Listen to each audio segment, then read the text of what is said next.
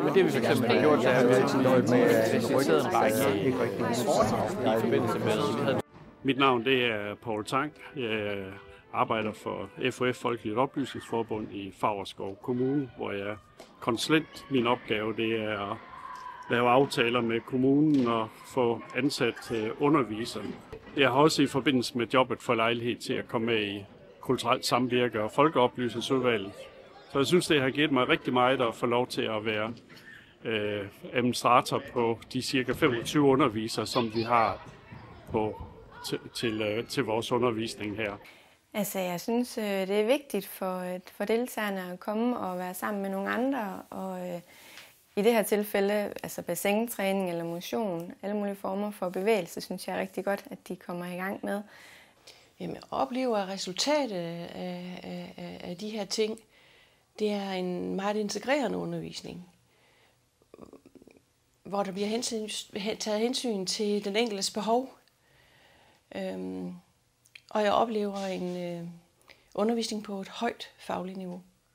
Jamen, jeg har jo altid døjet med en ryg, der ikke rigtig ville, som jeg ville, siden jeg var 15-16 år.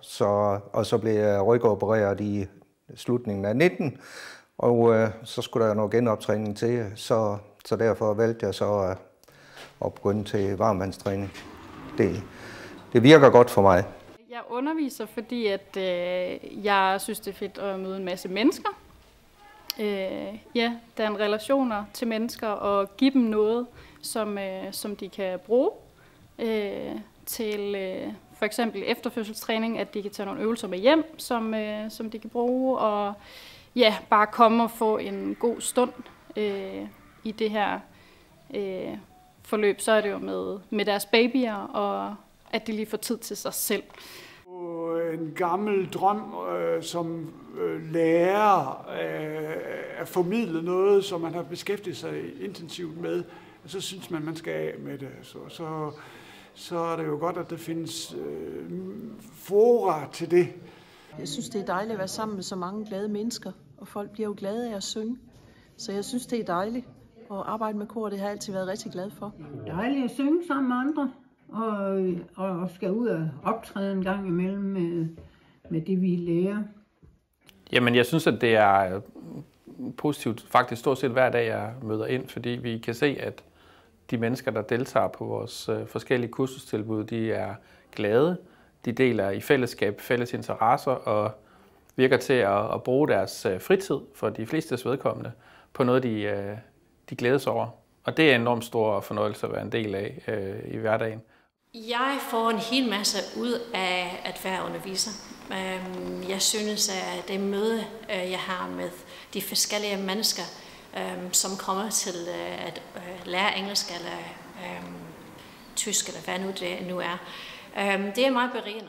Jeg synes, det er dejligt arbejde, det er spændende, det er dejligt at have med mennesker at gøre, og det er jo inden for mange områder, altså mennesker, der skal være aktive, altså jeg synes, det er rigtig spændende. Jeg synes, det er hyggeligt at snakke med folk. Min glæde er, at de kommer mange kursisterne, som jeg prøver med at give alt min bidrag som underviser i billedkunst, i tegning, akvarel, malerhold, men mest jeg underviser det hele på billedkunstområdet. Og kursisterne, de bliver også glade. Min arbejdssituation er jo fin. Altså, jeg sidder herhjemme og kan gøre og arbejde på de tidspunkter, der passer mig, og sådan stort set i hvert fald. Og skal jo sørge for, at alle får de pladser, de helst vil have, hvis jeg kan. Altså, der er simpelthen sådan en dejlig stemning, og man kan tænke, at i dag der er man måske lidt træt og uoplagt, og så tager man alligevel sig selv i nakken og kommer afsted. Og så kommer man jo hjem og synger og er glad på vejen hjem.